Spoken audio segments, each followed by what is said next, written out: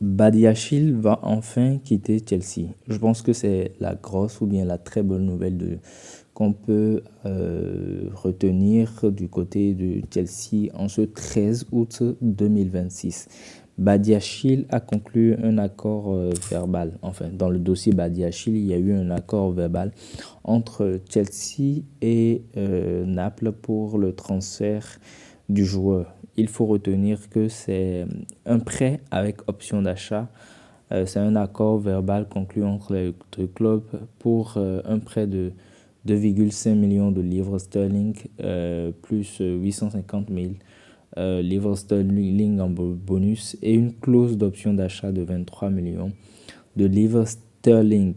Il faut retenir également que le salaire du joueur est pris en charge par Naples. Donc, Badiachil va enfin pouvoir quitter Chelsea après ces nombreuses années passées du côté de London sans s'imposer comme enfin, sans justifier le montant de son transfert. Alors, moi, je pense que c'est l'une des meilleures nouvelles qu'on puisse avoir quand on est fan de Chelsea, parce que ça fait un moment que personnellement, j'espérais quand même que Badiachil puisse sortir de cet effectif-là, qu'il aille se chercher ailleurs, qu'il permette à Chelsea de recruter ou de polir beaucoup plus son effectif. C'est un nettoyage. Je lui souhaite surtout bonne chance. C'est vrai que l'accord n'est pas encore total, mais c'est en de bonne voie. C'est en bonne voie et puis ça pourrait très rapidement déboucher. J'espère, hein, je lui souhaite tout le meilleur. Je souhaite qu'il s'impose à Naples et que l'option d'achat soit levée. Et c'est tout ce que on peut souhaiter à Badiachil et puis c'est agréable. Autre information, je voudrais revenir sur le dossier d'Enzo Fernandez. Un peu plus tôt dans la journée du 13 août, il y a eu cette information selon quoi Manchester City est finalement passé à l'action. Il faut rappeler que Chelsea donnait jusqu'à vendredi ou bien donne jusqu'à vendredi à Manchester pour conclure le deal. Ok. Dans la journée du 13, ce jeudi 13, on a eu comme information que Manchester United est effectivement passé à l'action. Manchester est passé à l'action, on parle de 102 millions de livres sterling, où on estime quand même que le deal pourra être conclu autour de 105 millions de livres sterling. Mais Chelsea est catégorique. C'est 120 millions de livres sterling ou rien. OK? 120 millions de livres sterling pour Enzo Fernandez ou pas de transfert. Et ils n'entendent surtout pas faire un transfert, passer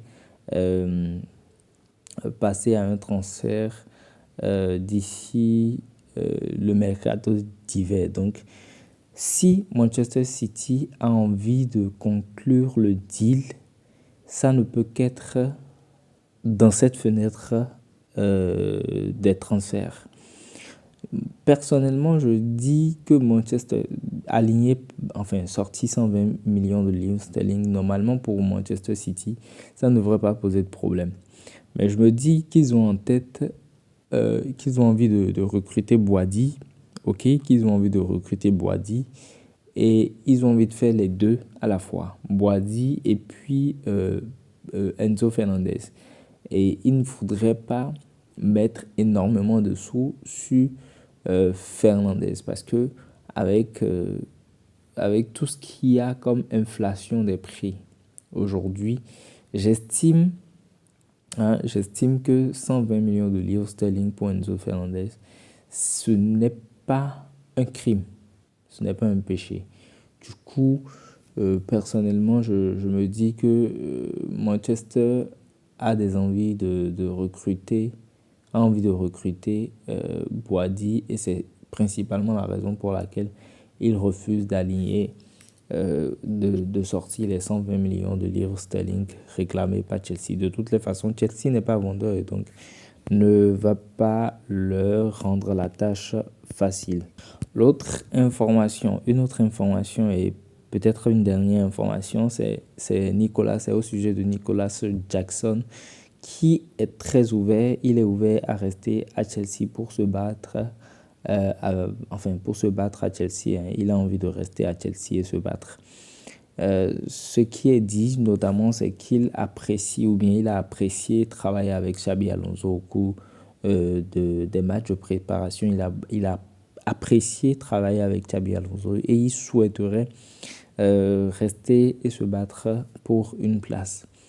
Entre-temps, il ne ferme pas surtout la porte à un départ parce que, faut le rappeler, Aston Villa est intéressé et il ne voit pas de mauvais œil l'intérêt d'aller travailler avec Unai Emery qu'il connaît à Villarreal. Donc, pour le moment, l'objectif de Nicolas Jackson, c'est de rester au club et de s'imposer. Il faut dire également que Chelsea, sur deux dossiers, je voudrais préciser, hein, sur deux dossiers, Chelsea est en train de sortir des conditions pas possibles. Moi, j'estime que c'est pas possible parce que ce sont des joueurs qui n'apportent actuellement rien ou pas grand-chose à l'équipe et il faut quand même les laisser partir. Je veux parler de Disasi dont Crystal Palace est en négociation.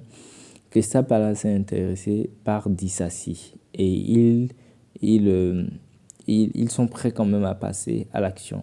Cependant, Chelsea exige que Crystal Palace sorte jusqu'à 4,2 millions de livres sterling pour un prêt sec. Et c'est justement là le problème.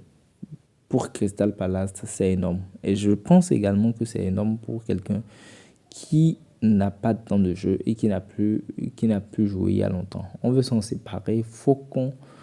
Je ne dis pas qu'il faut le brader, mais aujourd'hui, Disasi a énormément perdu de son talent, je vais dire. Et du coup, je ne vois pas une équipe qui puisse casser sa tire-ligne pour s'attacher ses services. Ok? Il faut vraiment faire des compromis. Chelsea doit quand même faire des compromis pour surtout se débarrasser, parce que moi, je pense qu'il faut se débarrasser de Disasi et pas gratuitement. Il faut éviter de le faire, faut éviter qu'il parte gratuitement également. L'autre dossier, c'est Delap. Chelsea demande jusqu'à 50 millions d'euros pour laisser Delap partir. C'est quoi le problème? Mais c'est quoi le problème? La direction a un problème? La direction a-t-elle un problème? Voilà en fait la question que moi je me pose, parce que vous ne pouvez pas avoir des joueurs qui sont en difficulté et être trop exigeants sur le montant de leur transfert.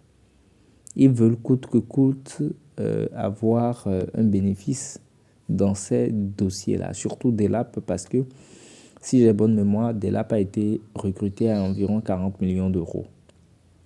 Et on en demande jusqu'à 50 aujourd'hui parce que on a envie de faire des bénéfices. Voilà. Donc, je ne comprends pas. Je ne sais pas si vous trouvez juste en fait ces prix-là. Donnez-moi vos avis en commentaire. Ce sera tout pour cette vidéo. À très bientôt pour une nouvelle vidéo et ciao.